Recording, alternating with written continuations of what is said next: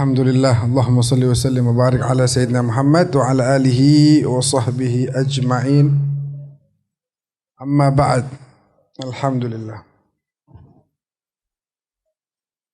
Para asatid, para orang-orang tua kita yang kita harapkan doanya, sekaligus kita doain biar pada panjang umur, sehat walafiat. Hadirin wal hadirat yang dimuliakan oleh Allah. Orang kalau makin tua biasanya kemampuannya itu berkurang. Allah ciptain manusia 3 fase. Pertama, dha'af, masa lemah, masa masih baru lahir, gak bisa ngapa-ngapain.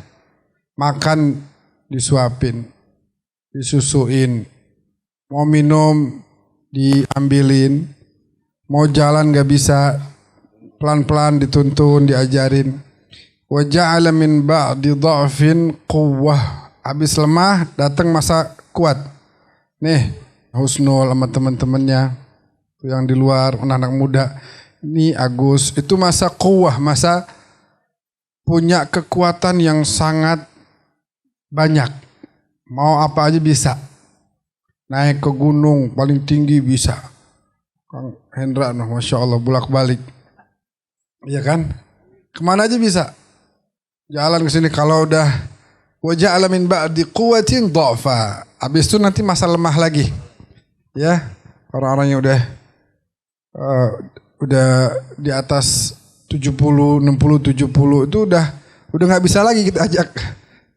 Apa namanya? Naik gunung apa namanya? Hiking apa? Udah enggak bisa. Diajak jalan malaman dikit udah nggak bisa. Ya memang begitu kodratnya. Tapi subhanallah, dalam ayat yang kita sering baca, wa man nu'ammirhu nunakkishu fil khalq afala yaqilun. Orang yang umurnya panjang nanti dia akan disesuaikan lagi. Jadi maksudnya begini, ketika kuat-kuatnya dia Masya Allah bisa baca Quran sampai sejuz setiap hari. Udah tua mata udah gak bisa ngelihat. Baca seayat. Bukan gara-gara gak mau, tapi gak kuat. Kata Allah apa? Wa man nu'ammirhu nunakkishu. Kita samain kayak masa mudanya. Kalau emang mudanya dia rajin baca Qurannya, tuanya dia baca cuman sedikit. Bukan gak mau, tapi emang kemampuannya segitu, pahalanya sama kayak masih mudanya, bikin sama Allah. Orang yang demen puasa Senin Kemis, rutin. Terus kemudian udah tua, udah gak kuat. Bukan dia gak mau puasa. Badannya gak bisa diajak buat puasa.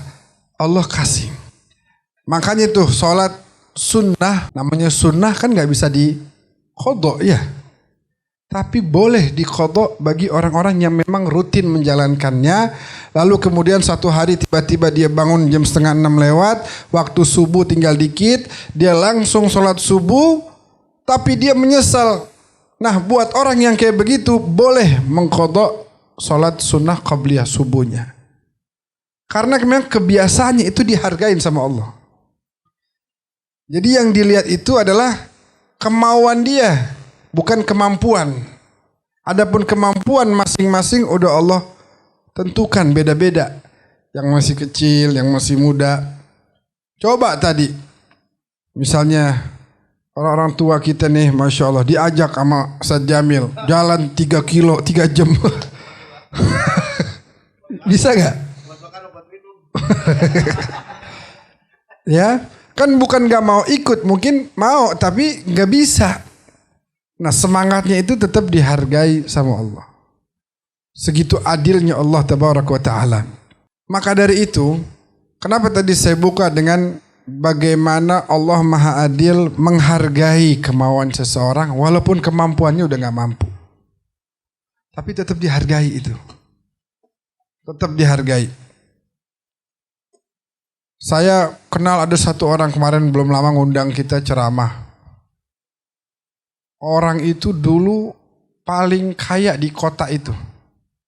Tiba-tiba anjlok, susah hidupnya. Rumahnya jadi kecil. Cuma dulu waktu dia kaya, dia itu demen banget tuh bantuin orang.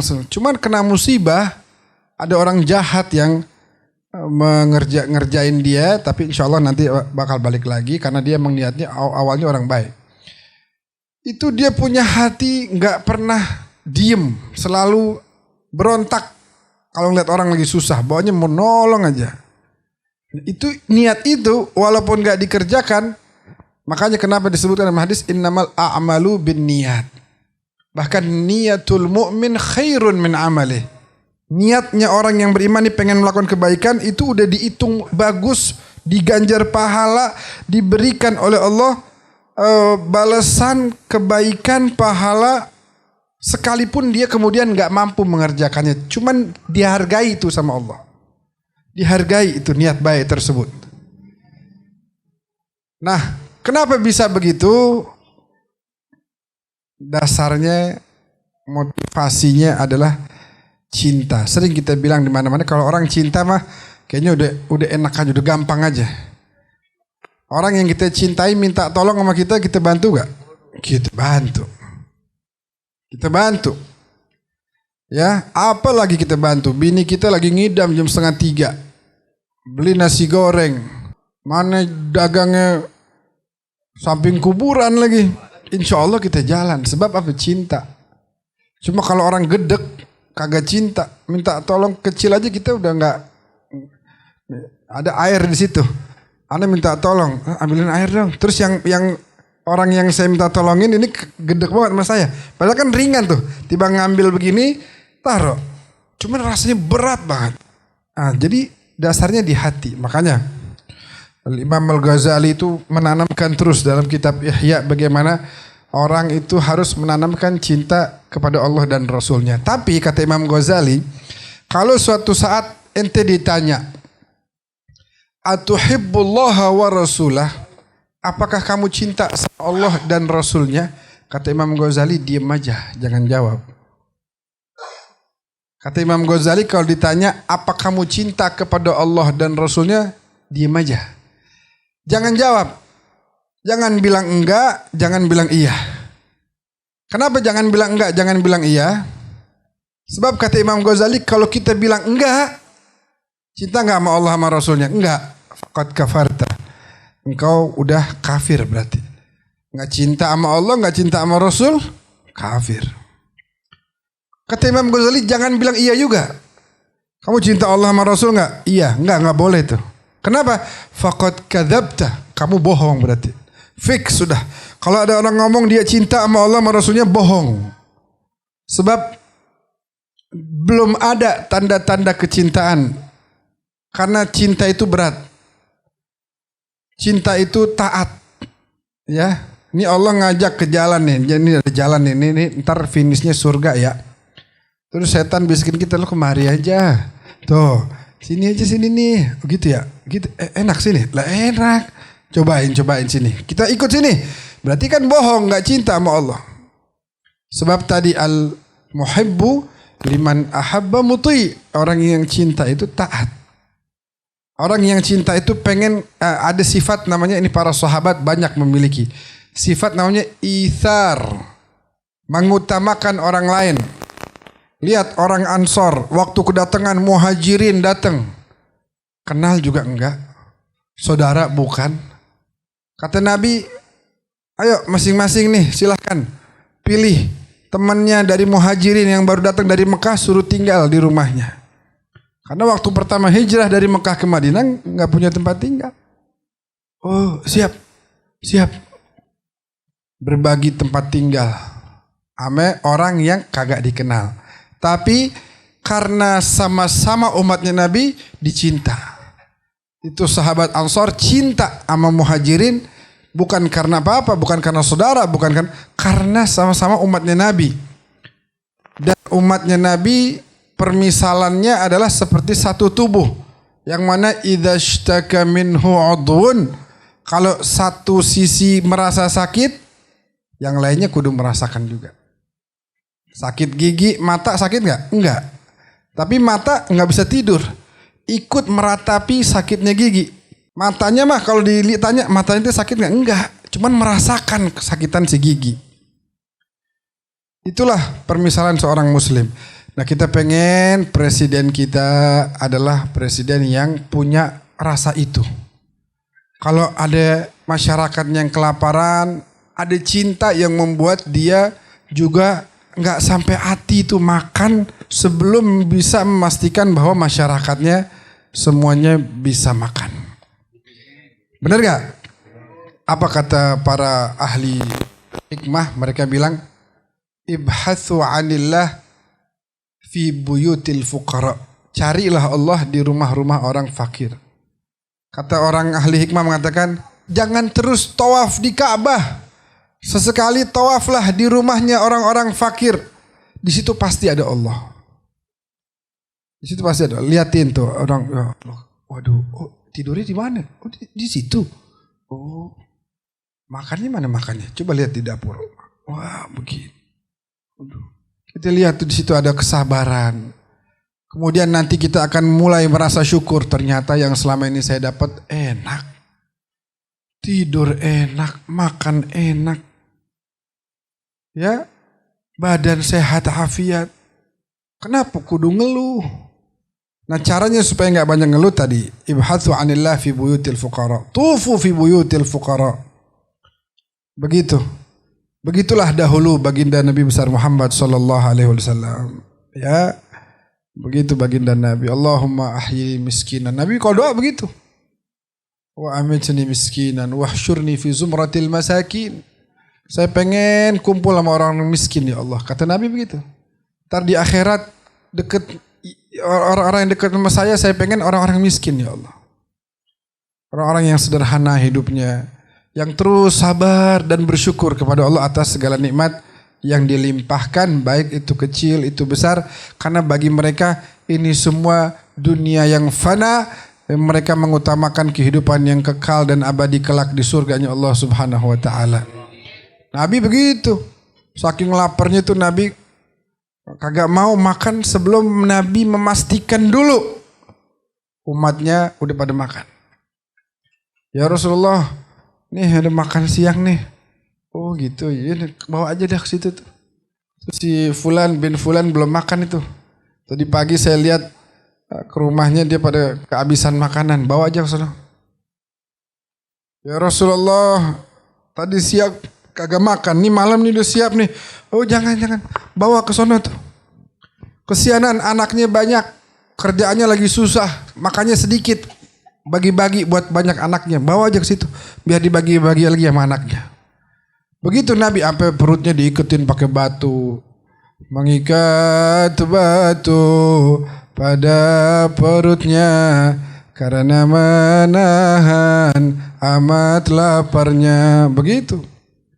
Lapar sehari, 2 hari, 3 hari kagak makan. Begitu. Jadi kita pengen punya khususnya pemimpin ya. Kenapa pemimpin? Sebab pemimpin tuh pengaruhnya gede. Misalnya Cang Jenal memang kita tahu orang baik. Ya, kebaikan dia kemudian bisa bermanfaat. Nih tempat tinggalnya sekarang jadi majelis.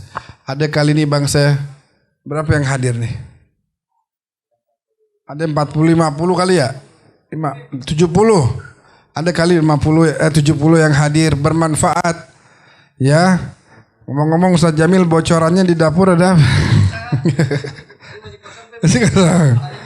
Hari puasa tetap sabar. Fis sarra wad dharra, dalam keadaan senang dan lagi rada kering dikit tetap senang, tetap bahagia. Kebaikannya dari kemarin kita dikasih entar bihun, entar dikasih nasi, entar dikasih pastel. Kebaikannya bermanfaat buat sekelilingnya.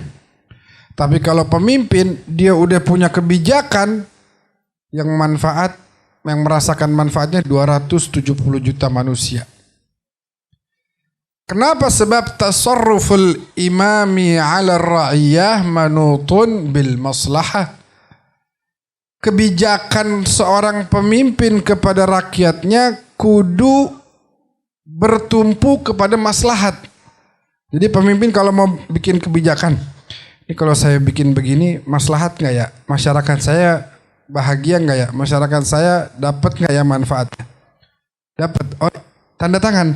Jadi itulah pentingnya seorang pemimpin. Ini kalau saya begini dapat nggak ya? Oh dapat. Siapa yang dapat? Pejabat. Oh jangan. Kalau yang dapat rakyat baru kerjain. Pejabat mau udah pada banyak dapatnya. Jangan pikirin pejabat aja, pikirin 270 juta orang. Makanya Imam Ahmad bin Hambal sampai bilang, "Lau kana li," kata Imam Ahmad bin Hambal, seandainya Allah kasih saya da'watun mustajabah, satu doa yang pasti diijabah. Misalnya nih dikasih, Imam Ahmad bin Hambal, nih ada doa nih satu, silakan dah.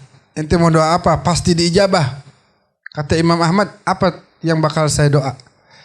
Apa yang bakal saya minta sama Allah? La saraftu halil imam. Saya bakal berikan doa itu untuk kebaikan pemimpin saya. Sebab kalau pemimpin saya baik, ini senegeri semua merasakan kebaikannya. Kalau pemimpin saya jahat, senegeri rugi semuanya. Mendapatkan khasarah, kerugian, mendapatkan ketidakadilan. Sehingga insya Allah kita berdoa sama Allah.